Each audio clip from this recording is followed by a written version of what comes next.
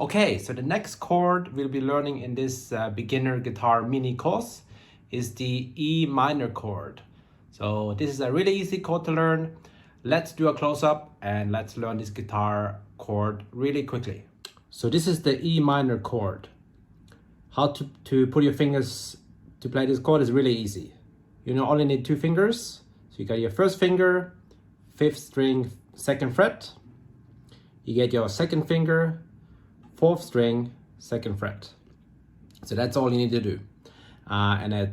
What we need to do is just make sure that the fingers are close to the fret, and you want to hold them pointy. So don't put them like this. Keep them pointy like that. So make sure you always have your fingers pointy, and you don't want to touch the string above or below. So try to have them between the strings, have them on the strings directly. And then you strum. So that's your E minor. Really easy to play that one. So one more time. So your first finger, 5th string, 2nd fret. Then your second finger, 4th string, 2nd fret. There you go. That's the E minor chord. Also, there's other ways to play it with using different fingers. So you can also use your 2nd and 3rd finger like this. Now the good thing with this is that all you have to do to play the E major chord is to put your first finger down on the 3rd string, or 1st fret. Then you have E major chord. So you can do it this way, or you can do it this way. Okay, and remember the exercise we did in the last video, which is you want to put your fingers on the chord, strum it, take your finger all the way off. Then you go tap the table behind you, or just take it off and tap something, whatever. And then you go back, you strum,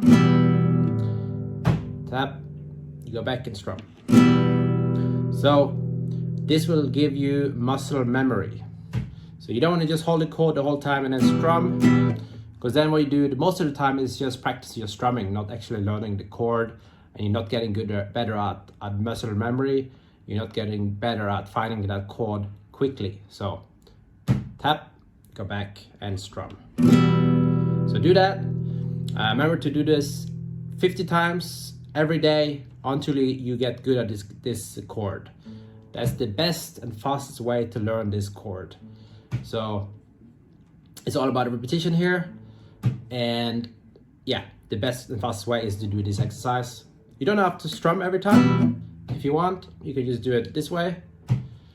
If maybe at night and you don't want it to be too loud, wake up the neighbor, just do it this way. So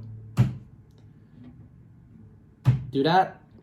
Okay, so that's your E minor chord, the E minor. Practice that, and also go back and check out my other videos to learn other chords, and then put them together to try to strum them between the chords as well. So thanks for watching this video. Let me know if you have any questions in the comments.